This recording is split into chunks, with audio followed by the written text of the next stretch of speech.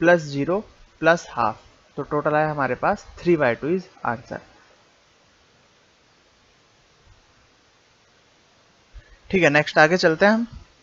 Rules for filling of orbitals in an atom. Atom के अंदर electrons किस तरीके से फिल किए जाते हैं ऑर्बिटल्स के अंदर, ठीक है। सबसे पहला प्रिंसिपल है हमारे पास ऑफ-बाउ प्रिंसिपल। अब ये क्वेश्चन एक सिंपल सा क्वेश्चन जेई में पूछ लिया गया था कि ऑफ-बाउ वर्ड का मतलब क्या होता है, साइंटिस्ट का नाम है या दो तीन मतलब और दिए हुए थे। तो हमें पता होना चाहिए कि जो वर्ड है ऑफ-बाउ, ये ऑफ-बाउ वर्ड एक जर्मन वर्ड है और इस जर्मन वर्ड का मतलब होता है बिल्डिंग अप। बिल्डिंग अप का मतलब, जैसे अगर हम कोई भी चीज बनाते हैं, बिल्ड करते हैं, तो सबसे पहले बेस बनाया जाता है, उसके ऊपर एक के ऊपर एक लेवल, एक एक लेवल करके हम ऊपर जाते हैं। इसका मतलब इसी तरीके से हम इलेक्ट्रॉन को फिल करेंगे ऑफ-बाउ प्रिंसिपल से। मतलब सबसे पहले इलेक्ट्रॉन सबसे नीचे जाएगा, नीचे जाने का मतलब जिसकी एनर्जी कम होगी, उसके बाद उससे हायर एनर्जी में, उसके बाद उसके हायर एनर्जी में, मतलब एक एक करके लेवल बाय लेवल हमको चलना है। ऐसा नहीं है कि हम पूरे एटम के अंदर जितने भी ऑर्बिटल्स हैं उसमें कहीं भी रेंडमली इलेक्ट्रॉन्स को फिल कर दें, ऐसा नहीं होता है। तो पहला है हमारे पास, देखो पॉइंट, देखो इसमें आगे, the principle states that electrons are added to the various orbitals in the order of increasing energy. मतलब ये प्रिंसिपल ये बोलता है कि इलेक्ट्रॉन को हमें उनके इंक्रीजिंग ऑर्डर में ही अरेंज करना है, ठीक है। नेक्स्ट पॉइंट हमारे पास, the electrons first occupied the lowest energy orbital and enter into higher energy orbital only after the lower energy orbital are filled. मतलब इलेक्ट्रॉन को पहले हमें लोअर एनर्जी लेवल में डालना है और जब लोअर एनर्जी लेवल भर जाएगा उसी के बाद हम हायर एनर्जी लेवल में जा सकते हैं, उससे पहले नहीं जा सकते। इस रूल को N+L रूल भी बोला जाता है, ठीक है। It is also called N+L rule. अब N+L क्यों बोला जाता है उसके बारे में हम बात करते हैं। अब जैसे यहाँ पर देखो लोअर और हायर एनर्जी लेवल के बारे में बोला गया है कि पहले हम लोअर एनर्जी लेवल में डालेंगे, उसी के बाद हम हायर एनर्जी लेवल में डाल सकते हैं। तो हम कैसे डिसाइड करेंगे कि लोअर एनर्जी लेवल का ऑर्बिटल कौन सा है और हायर एनर्जी लेवल का ऑर्बिटल कौन सा है। तो उसके लिए N+L रूल है। N+L का मतलब जिसके लिए N+L, जो भी हमने क्वांटम नंबर्स पढ़े हैं, जिसके लिए N+L की वैल्यू कम होगी उसके लिए एनर्जी कम होगी, और जिसके लिए N+L की वैल्यू ज्यादा होगी उसके लिए टोटल वैल्यू भी ज्यादा होगी, एनर्जी की वैल्यू भी ज्यादा होगी, ठीक है। अच्छा, इन केस अगर N+L की वैल्यू इक्वल आ जाए दो ऑर्बिटल के केस में, तो उस केस में हम क्या करेंगे, उस केस में जिसका n छोटा होगा वो कम एनर्जी वाला होगा और जिसका n ज्यादा होगा वो ज्यादा एनर्जी वाला होगा। ये हमें याद रखना है, एग्जाम्पल देखेंगे पता लग जाएगा। देखो, it is also called N+L rule. Electron which have lower N+L value have lower energy and vice versa. मतलब जिसकी हायर वैल्यू होगी N+L की वो हायर एनर्जी रखेगा। एग्जांपल देखते हैं, जैसे ऑर्बिटल है हमारे पास 1s 2s 2p 3s 3p 4s 3d। इनके अगर हम बात करते हैं N+L वैल्यू के बारे में और इनको एनर्जी के ऑर्डर में अरेंज करने के बारे में, तो N+L वैल्यू, यहाँ पर n की वैल्यू है 1 और L की वैल्यू है 0। s ऑर्बिटल के लिए 0 होती है, p ऑर्बिटल के लिए 1 होता है, L की वैल्यू, d ऑर्बिटल के लिए 2 होता है, पढ़ा है हमने। तो यहाँ N+L आया 1। यहाँ देखो 2s के लिए 2 + 0 आया 2, 2p के लिए 2 + L की वैल्यू हो गई यहाँ पर 1, तो 3। देखो कंटिन्यू इंक्रीजिंग ऑर्डर में जा रहा है। 3s, 3 + 0 = 3। अब यहाँ पर देखो N+L की वैल्यू क्या हुई, यहाँ पर इक्वल हो गई। तो जिसके लिए n छोटा था वो हमने पहले रखा और जिसके लिए n बड़ा था वो हमने बाद में रखा। ये इसका कंटिन्यू इंक्रीजिंग ऑर्डर है, ठीक है। 3p के लिए देखो 3 + 1 टोटल वैल्यू कितनी हुई यहाँ पर 4, तो ये भी कंटिन्यू इंक्रीजिंग जा रहा है। 4 + 0 कितना आया 4, यहाँ पर भी N+L क्या आ रहा है इक्वल। तो इक्वल आने पर जो छोटा n था वो हमने पहले रखा और बड़ा n हमने बाद में रखा। 3d, 3 + 2 = क्या हो जाएगा हमारे पास 5। तो यहाँ से N+L की वैल्यू से हम क्या कर सकते हैं, ऑर्बिटल्स की एनर्जी डिसाइड कर सकते हैं। ये क्वेश्चन भी पूछ लिया जाता है, हमें 4 ऑर्बिटल देगा और पूछेगा कि इनमें से मैक्सिमम एनर्जी किसकी होगी। तो हम कैसे निकालेंगे, हम सिर्फ उनका N+L ऐड करके देख लेंगे, जिसके लिए N+L की वैल्यू ज्यादा होगी उसकी एनर्जी हमेशा ज्यादा होगी। नेक्स्ट सेकेंड रूल है हमारे पास पॉली एक्सक्लूजन रूल। अब पॉली एक्सक्लूजन रूल और हुंस रूल में से कोई बहुत ज्यादा क्वेश्चन पूछे नहीं जाते। ये सिर्फ एक इलेक्ट्रॉनिक कॉन्फ़िगरेशन फिल करने का तरीका है जो कि हमें पहले से आता है। इलेक्ट्रॉनिक कॉन्फ़िगरेशन हम किस तरीके से फिल करते हैं हम जानते हैं, तो यहाँ पर मैं ज्यादा जोर नहीं डालूंगा। यहाँ पर इनके स्टेटमेंट क्या है उनके स्टेटमेंट बताता हूँ, इलेक्ट्रॉन फिल करना सिखाता हूँ और हम आगे बढ़ लेंगे। अब देखो पॉली एक्सक्लूजन रूल ने क्या बोला था, जैसा हमने क्वांटम नंबर पढ़े हुए हैं, तो क्वांटम नंबर में मैंने स्टार्टिंग में ही बता दिया था कि क्वांटम नंबर का मतलब है इलेक्ट्रॉन का एड्रेस। अगर हमें कोई भी पर्टिकुलर इलेक्ट्रॉन चाहिए तो हम क्या करेंगे, हम उसके क्वांटम नंबर फिक्स कर देंगे ताकि अगर हम उन क्वांटम नंबर्स पर जाएं तो हमें सीधा वो इलेक्ट्रॉन मिल जाए। तो क्या हम एक ही एड्रेस दो इलेक्ट्रॉन को दे सकते हैं? अगर एक ही एड्रेस अगर हमने दो इलेक्ट्रॉन को दिया तो फिर तो क्वांटम नंबर सेट देने का कोई मतलब ही नहीं रहा। ठीक है, बस यही पॉली एक्सक्लूजन रूल है। मतलब इसका कहने का मतलब यह है कि एक से ज्यादा इलेक्ट्रॉन्स के क्वांटम नंबर सेट का मतलब चारों के चारों क्वांटम नंबर एक जैसे नहीं हो सकते। मतलब सभी जो इलेक्ट्रॉन है सभी के क्वांटम नंबर का सेट अलग अलग होगा। चारों क्वांटम नंबर में कुछ ना कुछ तो डिफरेंस होगा। ठीक है, तो पहला स्टेटमेंट देखो, नो टू और more electron in an atom can have the same set of 4 quantum numbers. मतलब दो या दो से ज्यादा इलेक्ट्रॉन के कभी भी चारों के चारों क्वांटम नंबर सेट एक जैसे नहीं हो सकते, सेम नहीं हो सकते। ठीक है, सेकंड स्टेटमेंट है, if it can also states that only two electron may exist in the same orbital and these electron must have opposite spin। कहने का मतलब यह है, जैसे अगर हम एक ही ऑर्बिट के अंदर एक ही ऑर्बिटल के अंदर इलेक्ट्रॉन फिल करते हैं, जैसे मैं एस ऑर्बिटल के बारे में बात कर रहा हूं, तो अगर इसका एक इलेक्ट्रॉन क्लॉकवाइज डायरेक्शन में है तो दूसरा इलेक्ट्रॉन एंटी क्लॉकवाइज डायरेक्शन में ही होना चाहिए। मतलब इसका जो स्पिन एंगुलर मोमेंटम है वो या तो प्लस, एक का अगर प्लस हाफ है तो दूसरे का माइनस हाफ ही होना चाहिए, तभी तो कुछ ना कुछ चेंज होगा ना, तभी इसका सेट चेंज हो पाएगा, क्वांटम नंबर का सेट। ठीक है, तो हमें बस ये याद रखना है पॉली एक्सक्लूजन रूल क्या है कि चारों के चारों क्वांटम नंबर सेट किन्हीं भी दो या दो से ज्यादा इलेक्ट्रॉन के लिए कभी भी सेम नहीं हो सकते। दूसरा, अगर हम एक ही ऑर्बिटल के अंदर इलेक्ट्रॉन फिल करते हैं तो उनके स्पिन हमेशा क्या होंगे, अपोजिट स्पिन होंगे। अगर एक प्लस हाफ है तो दूसरा माइनस हाफ होगा। नेक्स्ट है हमारे पास Hund's rule of maximum multiplicity. अब ये क्या है, इसके बारे में बात करते हैं। हुंस रूल है, ये इलेक्ट्रॉन को फिल करना सिखाता है। जैसे हमारे पास कोई भी ऑर्बिटल है, जैसे मैं डी ऑर्बिटल का एग्जांपल हमने लिया है, यहाँ पर 5 ब्लॉक बनाए हैं एक ऑर्बिटल के अंदर, तो इसमें इलेक्ट्रॉन्स को किस तरीके से फिल किया जाएगा। तो स्टेटमेंट देखते हैं सबसे पहले इसका। This rule state that the pairing of electron in the orbital of a particular subshell P D और एफ, पी डी और एफ के बारे में बात करते हैं क्योंकि एस ऑर्बिटल में सिंगल ही होता है हमारे पास orbital, does not take place until the all orbitals of subshell are singly filled। कहने का मतलब हम पहले ऑर्बिटल में एक एक इलेक्ट्रॉन फिल करेंगे। मतलब जब वो सिंगल इलेक्ट्रॉन से फिल हो जाएगा उसी के बाद हम उसे डबल करेंगे, उसी के बाद हम उसे पेयर्ड करेंगे।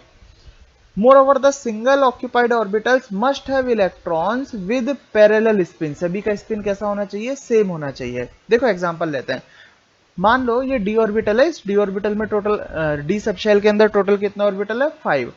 तो इसमें हमने मान लिया कि हम 7 इलेक्ट्रॉन फिल करना चाहते हैं। तो 7 इलेक्ट्रॉन किस किस तरीके से फिल करते हैं और कौन सा तरीका सही है वो हम देखते हैं। मान लो मैं 7 इलेक्ट्रॉन को ऐसे फिल कर देता हूं, पहले 1, फिर 2, 3, 4, 5, 6, 7, एक तरीका ये है। दूसरा तरीका क्या है, 1, 2, 3, 4, 5, 6, 7। तीसरा तरीका क्या है, 1, 2, 3, 4, 5, 6, 7। ठीक है, अब इनमें से देखो कौन सा राइट है। अकॉर्डिंग टू हुंस रूल पहले हमें एक एक इलेक्ट्रॉन सिंगल सिंगल करके फिल करना है, जब सारे फिल हो जाएं उसी के बाद हमें पेयर्ड करना है। तो पहला वाला गलत हुआ क्योंकि पहले वाले में हमने किस तरीके से फिल किए थे, हमने दो इसमें फिल किए, दो इसमें फिल किए, दो इसमें फिल किए, फिर एक इसमें फिल किए, गलत। दूसरा तरीका, हमने सिंगल सिंगल करके फिल किए थे, एक एक इलेक्ट्रॉन करके फिल किए थे, लेकिन पैरेलल मैंने रैंडमली रखा था। पैरेलल जो सॉरी इसका जो स्पिन है वो हमने रैंडमली रखा था। पहले मैंने क्लॉकवाइज दिया, फिर एंटी क्लॉकवाइज, फिर एंटी क्लॉकवाइज, फिर क्लॉकवाइज, फिर एंटी क्लॉकवाइज। ये भी गलत हो जाएगा क्योंकि हमें जो स्पिन रखना है वो कैसे रखना है, वो इस तरीके से रखना है। पहले अगर मैं क्लॉकवाइज देता हूं तो ये सारे क्लॉकवाइज दिए थे मैंने, पहले ये वाला, उसके बाद फिर ये क्लॉकवाइज, फिर क्लॉकवाइज, क्लॉकवाइज, क्लॉकवाइज। उसके बाद जब ये पूरा फिल हुआ उसके बाद एक एक करके एंटी क्लॉकवाइज हमने फिल किया। ठीक है, अगर एस ऑर्बिटल में सॉरी पी ऑर्बिटल में अगर इलेक्ट्रॉन फिल करना है तो देखो किस तरीके से फिल करेंगे हम लोग। 6 इलेक्ट्रॉन फिल करना है तो 6 इलेक्ट्रॉन किस तरीके से फिल करेंगे, सही तरीका क्या है, एक इलेक्ट्रॉन, दूसरा इलेक्ट्रॉन, तीसरा इलेक्ट्रॉन। ठीक है, सेम स्पिन वाले, उसके बाद अपोजिट स्पिन वाले एक एक करके 1, 4, 5 एंड 6। तो ये हमारे पास इस तरीके से राइट तरीका होगा।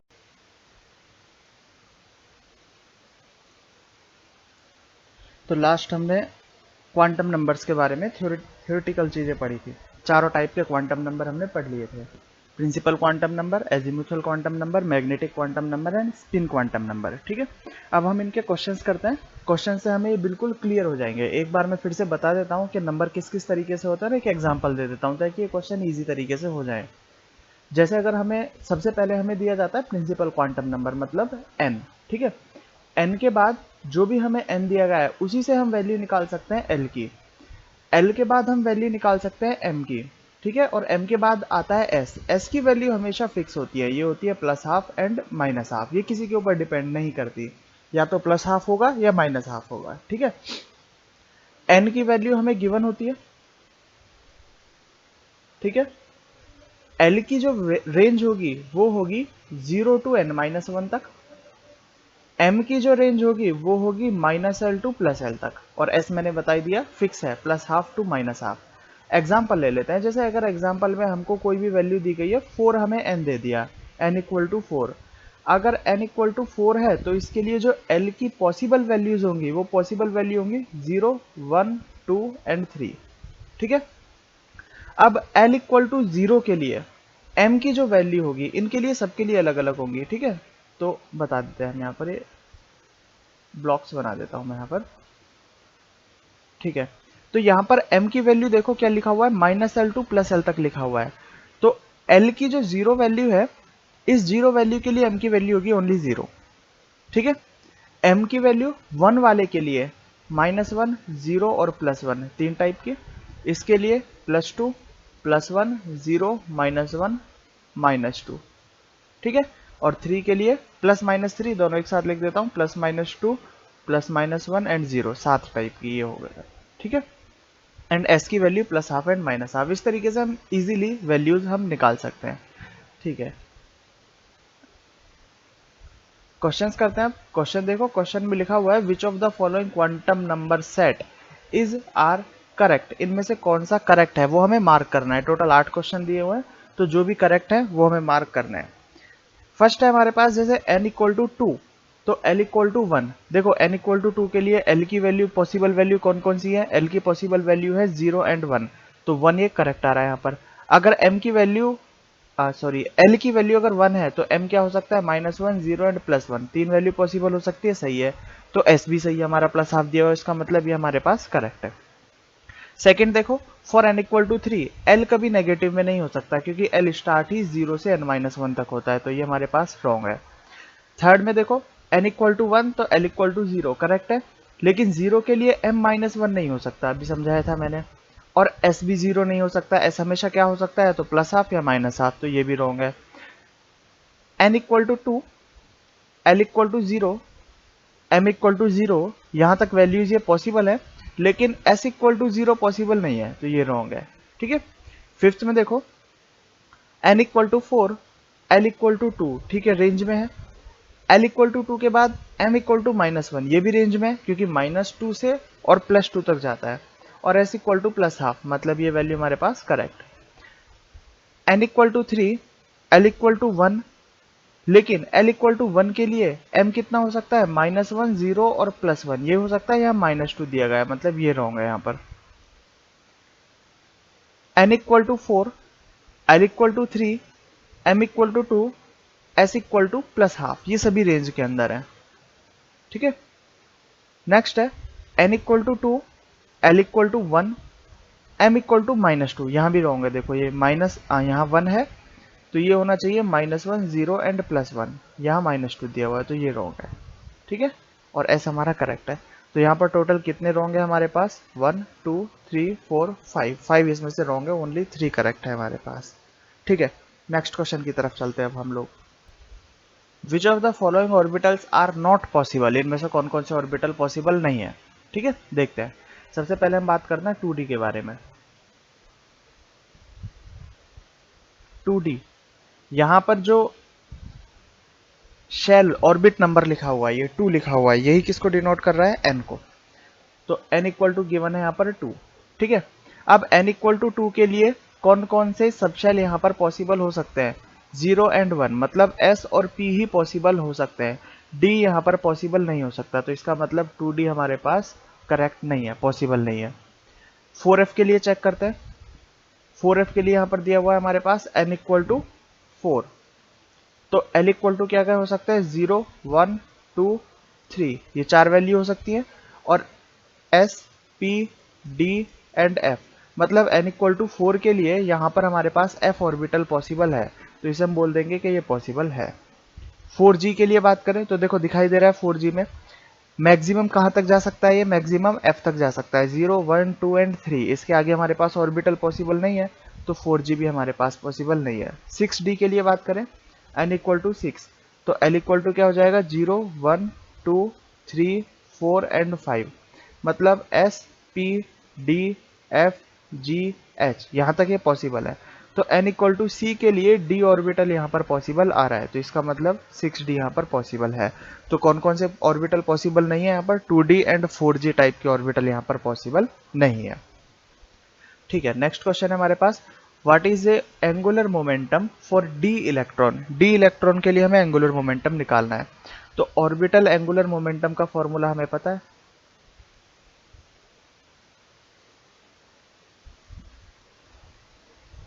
ऑर्बिटल एंगुलर मोमेंटम का फॉर्मूला होता है under root l l plus 1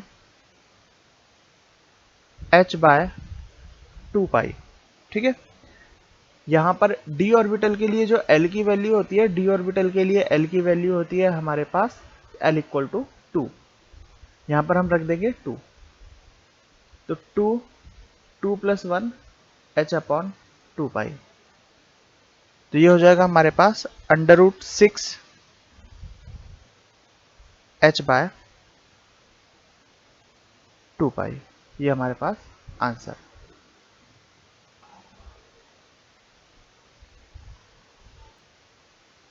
next question है हमारे पास, देखिए, what is the maximum number of electron in the possible subshell for n plus 1 n plus l equal to 4।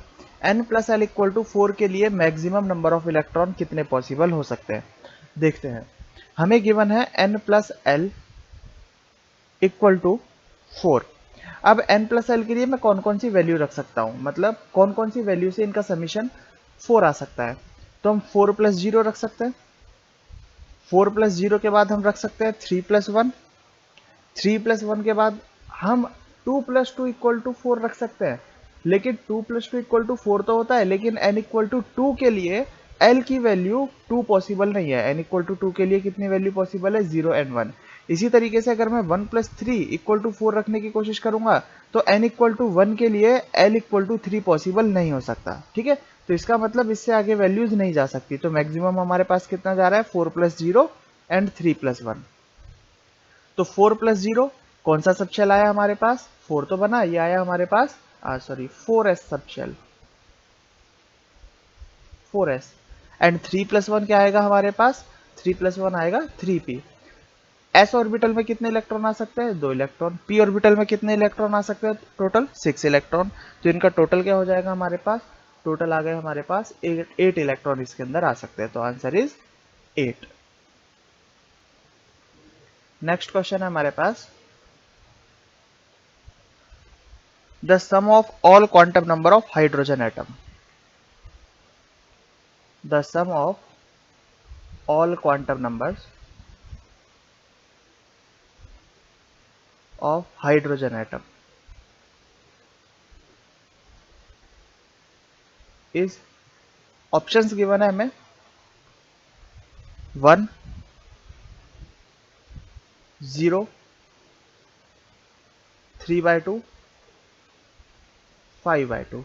ठीक है, किस तरीके से करेंगे, देखो ये ना, हाइड्रोजन एटम के इलेक्ट्रॉन के लिए टोटल हमें पहले क्वांटम नंबर्स निकालने हैं। क्वांटम नंबर क्या होंगे, तो हाइड्रोजन एटम में टोटल एक इलेक्ट्रॉन होता है, और वो एक इलेक्ट्रॉन कहाँ पर प्रेजेंट होता है, 1s ऑर्बिटल के अंदर प्रेजेंट होता है। इलेक्ट्रॉनिक कन्फिग्रेशन हमने पढ़ी हुआ है, 1s1 इसका इलेक्ट्रॉनिक कन्फिग्रेशन होता है। तो 1s1 के लिए n इक्वल टू आया 1, l इक्वल टू आया, s है तो 0। अगर l 0 है तो m की वैल्यू हमेशा क्या होगी, 0। अगर m की वैल्यू 0 है तो s क्या होगा हमारे पास, प्लस हाफ या माइनस हाफ ही हो सकता है, तो s लिया हमने प्लस हाफ। समीशन